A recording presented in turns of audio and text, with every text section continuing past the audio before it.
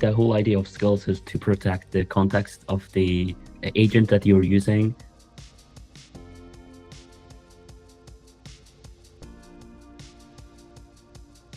Hey, my name is Elvin. I'm part of applications team.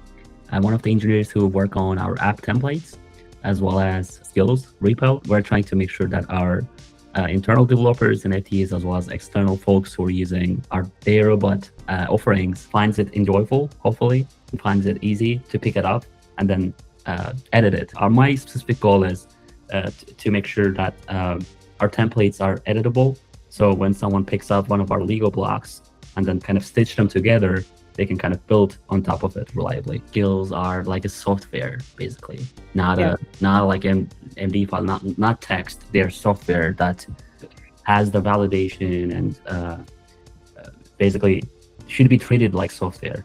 The whole goal of not letting Claude to figure it out itself is the fact that our platforms, APIs are a niche use case, which even though it looks simple, but it's still a use case that requires the correct input and outputs for, let's say, if you're doing a scoring and inference, you still need some kind of a validation to make sure that your deployment and your data sets are matching. The whole idea of skills is to protect the context of the agent that you're using. Typically, the context is not something that we own. It's also something that we should use it as a resource, which is limited.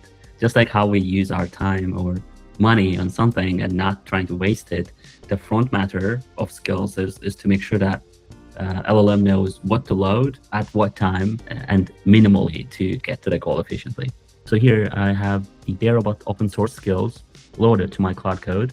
As you can see, I just asked what skills do I have, and it shows me all sort of different skills from our app framework to Agent Assist, which is for building agents.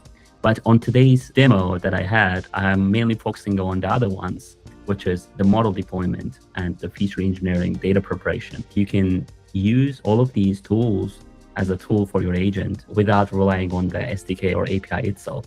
It's sort of the fact that you can use skills as SDKs. So, for example, I can use one of the skills up there to help me find my data sets.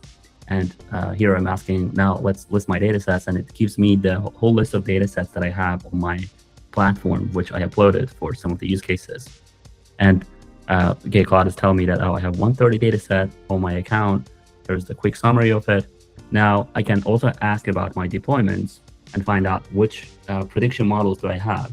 And without really going through all of these deployments, I can figure out which data set is matching to which deployment and do predictions on them. Here, I'm asking about one of my deployments and whether I can score one of my datasets against one of those deployments. So specifically about churn binary classification, as you can see.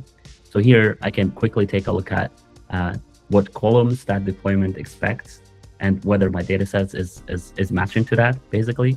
And it looks like both datasets, as Claude says there, contain all 7 required features. So there's exact matches for account ID, account name, and of others. So I'll say run scoring against churn data.csv. So it will run the scoring, give me a quick summary based on that score, and as well as give me that churn predictions.csv. So as you see, there is 17,000 rows that's scored. So it can get me the result of how many closed won or how many closed lost deals or churns that I have. So it looks like it's around 50 to 49 split, basically.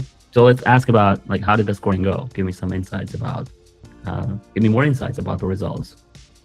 Let's see what it will tell me. So it will probably give me some insights about the model itself and how it performed against the data. So looks like we have 17 accounts. Some of them are very low, medium, high, very high. Like very high is like 3.7%. And some key takeaways, basically. So the whole end-to-end step is kind of made my life really easy to go from 0 to all the way to the inference churn prediction result, as well as some commentary for me, so that I don't have to really go and read the results, but I can quickly get the summary of how did the inference and how did the predictions go.